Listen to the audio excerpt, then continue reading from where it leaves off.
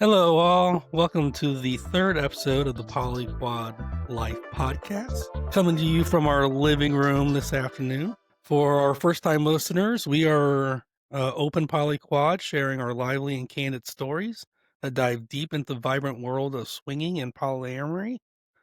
And sitting next to me is our usual quad members. We have Ray, Hello. we have Marie, Hi. we have Nicole, Hi. and we have myself, Charlie. So today's podcast is all going to be about boundaries and etiquette in the lifestyle. We all have different boundaries, rules that we follow, and we're going to go through a lot of common ones out there and then dive deep into what ours are as well. We'll start with Ray and Nicole. So let's talk about your boundaries as a couple. As a couple or a swinging couple? You can do both. So, as far as swinging, one of our biggest boundaries is communication with other couples or other singles, which we don't really do. Is we have to be in a group chat. And part of that, going off of the group chat, is open. We're big on open communication about anything. That way, there isn't any kind of surprising. The open or group chats isn't really as much to keep track of one another, but is more, we don't have to physically go, oh, we talked about this. Da, da, da, da, da, da. You can look at the chat and see what's going on. And like one of our big no goes is if we physically meet up with a couple, we've had some where they're like, oh, don't tell my partner about XYZ. And it's like, that's a dead red flag. It's over.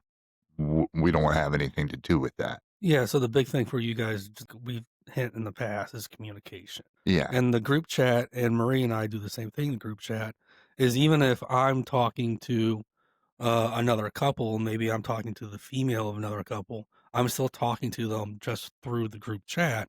So everyone's aware of what's going on and what's being said. There's no surprises, there's no secrets. Right. Yeah, so it's about transparency, and I think I'll add on to that both swinging and polyamory are a form of ethical non-monogamy. And with that word ethical, in order for it to be ethical, you have to have open, honest communication, transparency.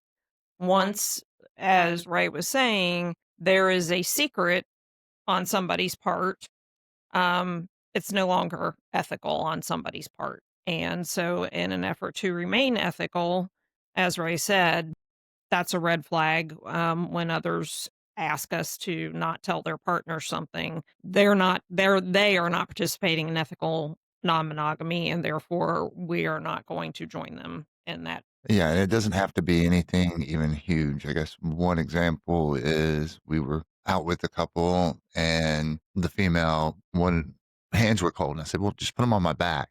And then she asked me later on not to say anything about that. And it was like, I didn't think anything of that. I'd done that for one of my kids or anybody that I knew. That turned, and it was like, yeah, no, no, it's I a think serious red flag. I think we have all been guilty of it, because it's taboo to have multiple partners or multiple play partners. So you may not feel like it's something that you should tell your partner. So you're like, well, let's just keep it a secret. And like I said, we've all been there, and it leads to a really bad outcome. Communication is key, like we've said before. And you'll hear us say it again: communication, communication, communication. So, Agree. Yeah, I agree with that. So let's talk about other boundaries. So communication's obviously number one when it comes to the lifestyle for us. I think another boundary we have, a rule that we have, both of us as a couple and as a poly couple have, is we don't play with singles. We've lived and learned that through trial and tribulations, and we've realized that in our dynamic, we only play with other. it may be completely fine for other couples. Yeah, that might be their only dynamic. They might Right. only play with singles. It Right. actually works for some Yeah. people. It just has not worked. Worked At for least us. for Charlie and I can definitively say that it was almost the downfall of our our relationship with each other, Same here. being involved with singles. Yeah, men goes the same way. It definitely caused some serious problems. Um, and I'm sure there's singles out there that will work with people and people do great with it. Our experiences just have not been very good, so Yeah, we've stepped exactly. away from that. Exactly. So it's not to definitely not saying that everybody that is a single in the lifestyle is out to interfere in your relationship with your primary partner. That's definitely, we know some singles that's not who they are, that's not how they act. That's not their intent. But that's, and it may even not be someone's intent when they start out. But if they are not attached, and they get attached to you, that can be when the problem starts. Right, especially if you are trying to get into some kind of poly relationship where that person gets brought into the the dynamic that you have with your partner. So if they're only looking for one other person, it could Exactly. really, yeah, And I think with the single, thing that we have done in the past, like Murray hinted on, is we were looking I don't wanna say we were looking for singles, but we thought it was easier to play with singles at the time instead of other couples, and because then we're it's so hard to find other couples that both of you are interested in. precisely, Exactly. precisely. Exactly. And that's the reason why the four of us work well together, because we all are interested and attracted to and care about one another. But when yeah, it's difficult to find that. It's not easy. Not at all. So the other that leads us to, the attraction question. So, protection. As Marie and I know you guys have the same rule, we always use protection when we're playing with new people. Absolutely. Absolutely, and especially, like, in orgy settings, protection is a must. Definitely. So that's kind of a rule we have standard across the couples and the polyquad as well. Right. Right, But and Now, if we've known them for a while, we've played with them before, we trust them. yes, Trust is key, and we know that they're also safe in other situations. and that leads me to the next topic was testing. yeah. Yes. No, And that's we one oh, go ahead, Ray. sorry. It's one thing I've seen when it comes down to testing, a lot of people feel very shy about. I've never taken offense, and I guess if you take offense from it, it makes me wonder, but I've never been shy of asking, "Have you been tested? Can I see those results?" I Exactly. have them on my phone. Others in the lifestyle should if they're being responsible with it. It's a responsibility thing. We all get tested quarterly, semi-annually, y and it doesn't have to be a weird conversation with your doctor. And Like, honestly, you don't even have You to you go don't through right. your primary you don't even have to go doctor. to your primary doctor, your You could doctor. go to urgent care, Yeah.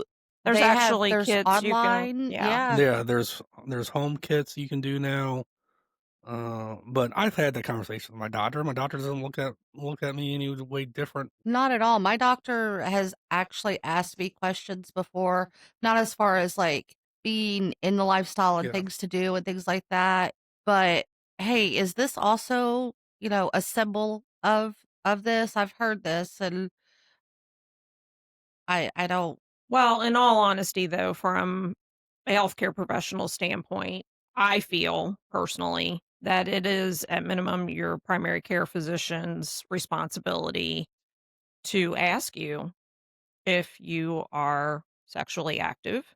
That's part of an assessment. And how many partners do you have? What type of partners do you have? Um, you know, you don't have to say I have 10 partners. I have more than one. I'm not in a monogamous relationship. Um, period. End of discussion. It doesn't have to be weird. You don't have to explain your dynamics and all the things that we're talking about today. But honestly, that's a sign of a good primary care physician. That should be part of their annual assessment with you. I mean, you do have those doctors that have been family doctors and they know your parents, they know your grandparents. Right. Like we were saying before, doesn't necessarily mean that you have to go to them. You can Precisely. go to an urgent care. Don't give them your primary's name, so therefore they don't send the results. If something comes back positive, yes, it gets reported to the health department. Uh, but that's for them to be able to help you and to be able to assess the community to see if there's an outbreak or something like that. It's not to personally attack you. Right, and your name Precisely. is not going to be made public. That's No, not not at all. No. it's just when they are putting these figures together, as Nicole said, to assess the health of the community, um, it's literally percentages and raw numbers. It has nothing personally identifiable Not at all. whatsoever. So I know Ray and I switch up because our insurance and most insurances pay for testing 2 times a year. So I'll get tested, and in 3 months, Ray will get tested. And then 3 months after him, it's been my 6 month mark. I can get tested again. So, like you said, we get tested quarterly. Not that we each get tested quarterly, Right. but we're One we're of all us is always quarterly getting tested. one of us is always quarterly getting tested. Absolutely. So that's a great topic there that I think a lot of people in the lifestyle don't like to have, or a conversation that a lot of people don't like to have in the lifestyle. And I like how Ray brought it up, having it on your phone too, to be able to show people. I think is because when you go to these parties and you meet new people, it's okay to be like, what's your responsibility level? Be tested. Yeah. Are you getting tested? And I've had people say, "No, well, we can talk, but I don't really feel comfortable Playing. playing with you." And there's different levels of play too that people do, and that's Mhm. another boundary that we can talk about.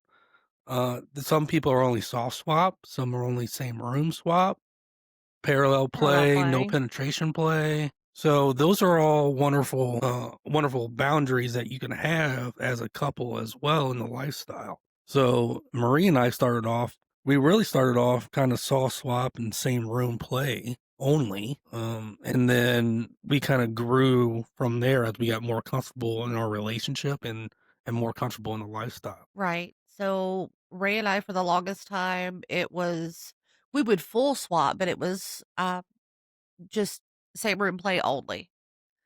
And we still kind of stick to that whenever we go to the club. Um, just because, we also want to feel connected. Just because you're with someone else doesn't mean that you're not connected to your partner. Yeah. So being in the same room makes us feel connected. But as far as like here at the house, Ray and Marie are can be in another room playing. Charlie and I can be in another room playing, and it's not like we're all together and then we separate. No. It just kind of happens. Yeah. We don't schedule our sexual escapades. And that's something else as far as boundaries. Like we were saying before, whenever you go in with expectations, Yes. that is a big boundary for us. If we realize that you have that expectation, and I can both sense it, we're out.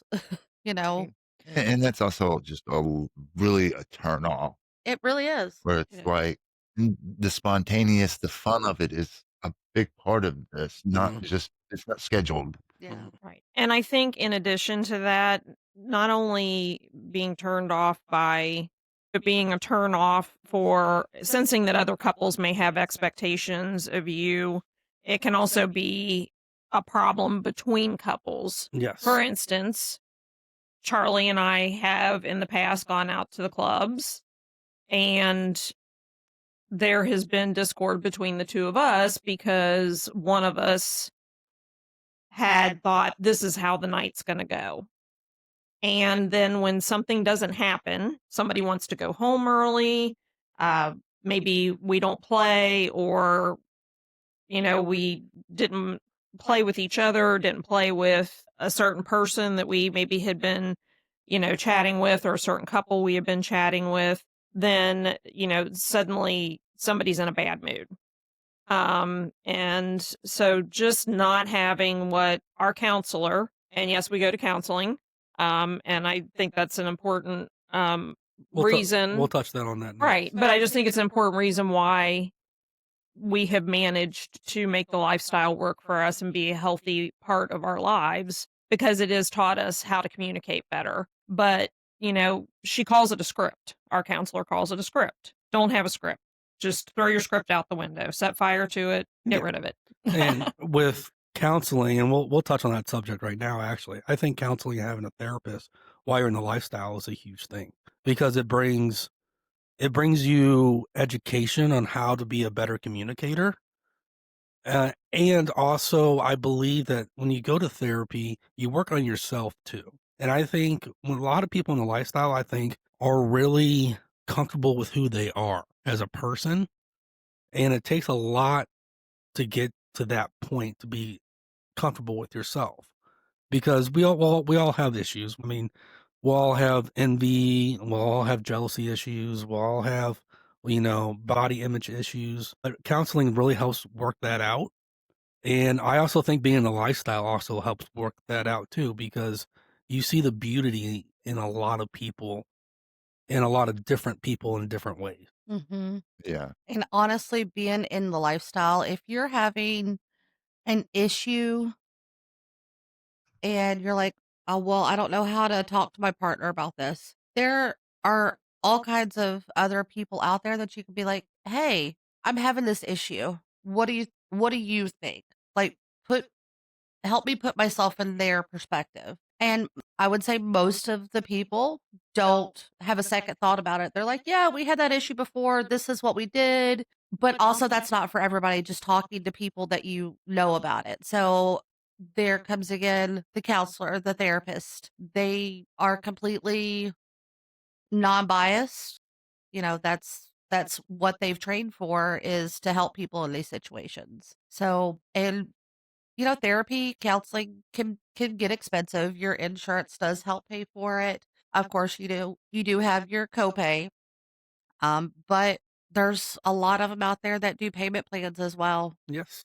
And So don't forget about your EAP people. Just because it's an employer sponsored program, it is still considered healthcare and therefore, explain to them what an yeah. EAP is. Okay, so and for some reason the word's escaping me right now, even though I do this every day. Employee assistant. Yeah, employee assistance program. It honestly, a lot of people don't know what it is because I think the title of it can be misleading. And it gets brushed over a It lot. gets brushed over a lot, but typically, through your insurance, most people that work, for an organization, will have an access to an employee assistance program, which is basically you can be assigned a counselor and it goes through your insurance, so your employer doesn't even know that you're using it. Mhm. So don't let the words mislead you, but it's good for getting a counselor or therapist for many different types of things. Just not just behavioral counseling, but financial counseling, Marriage counseling. marriage counseling, legal counseling, your children, dealing with older adults, whatever your issue is, that's what they're there for. And it typically varies by organization. Some companies offer as little as 3 visits Per episode. per episode or per situation. You could be very fortunate, like I am, and you can get up to 10 visits per episode. So honestly, our counseling and our therapist doesn't cost us anything. Um, because we have such a generous EAP, but it's a great thing for short-term counseling. It's not for folks that have serious behavioral health issues.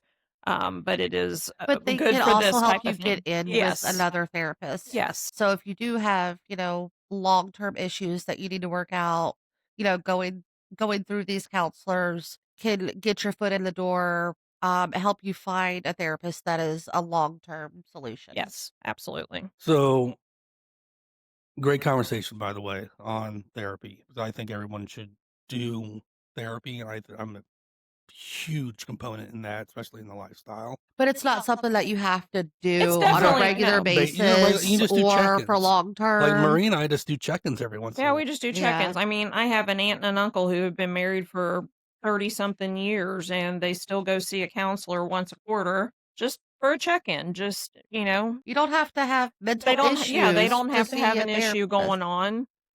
It just keeps them on good footing. But I did want to add on to what Nicole was saying about, talking to others in the lifestyle. It's a good chance that someone has had that experience, that is one thing about this group. They are extremely supportive. Supportive and Uh, open and honest. Open, honest, supportive.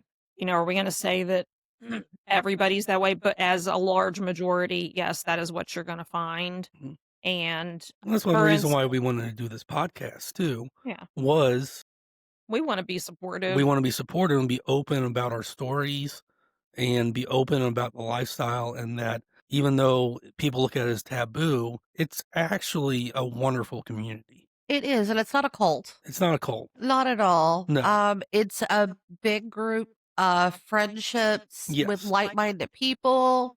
You know, I have a very dark sense of humor because Yes, you I do. I am in the medical field and we have to have a dark sense of humor to survive. But uh, a lot of people in this lifestyle, they have a different sense of humor, and they just don't hold back a lot of times. Mhm. Right. There's no secrecy.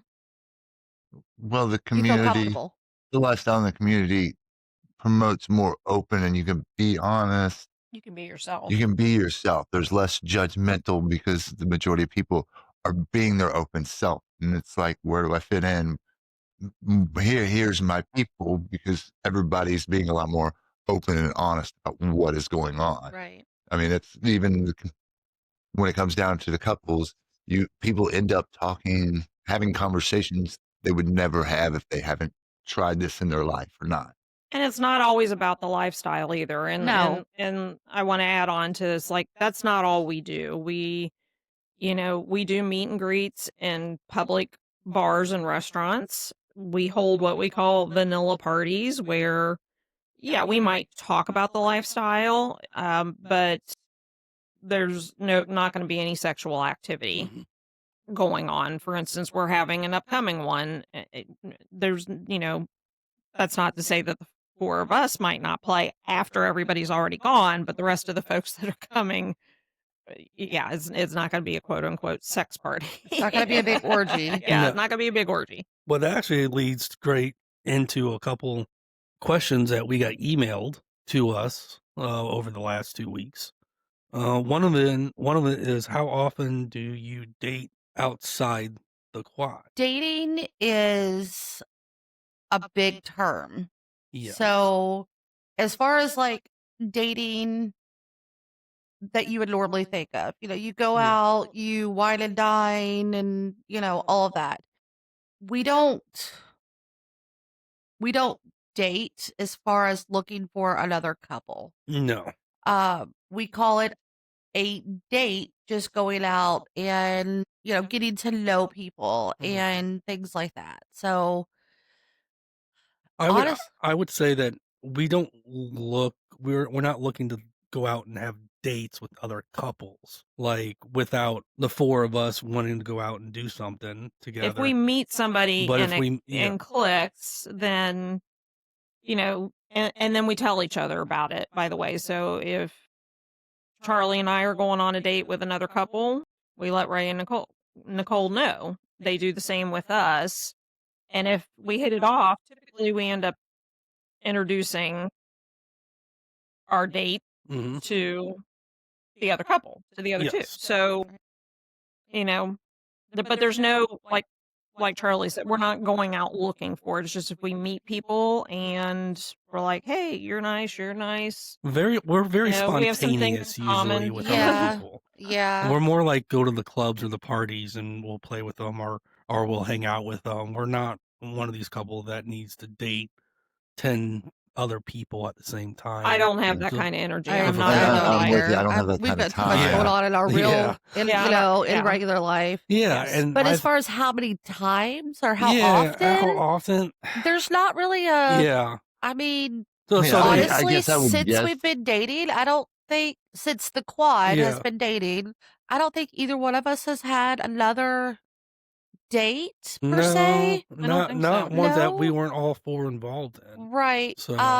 But if we wanted to, it's it's perfectly perfectly fine. fine, yeah. Ray and I went out to the local bar last night, Yeah. and we invited some of our friends out. Yeah. It was a vanilla bar. It's not going to be like a date or anything like that. No.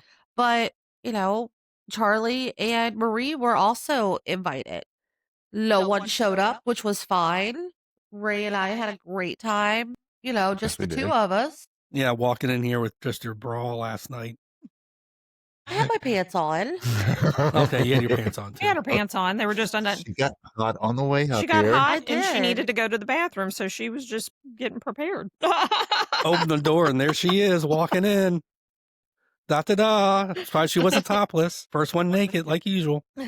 But yeah, we don't, it's not often. Yeah. But if we wanted it to be often, that's fine too. So next question that we got emailed.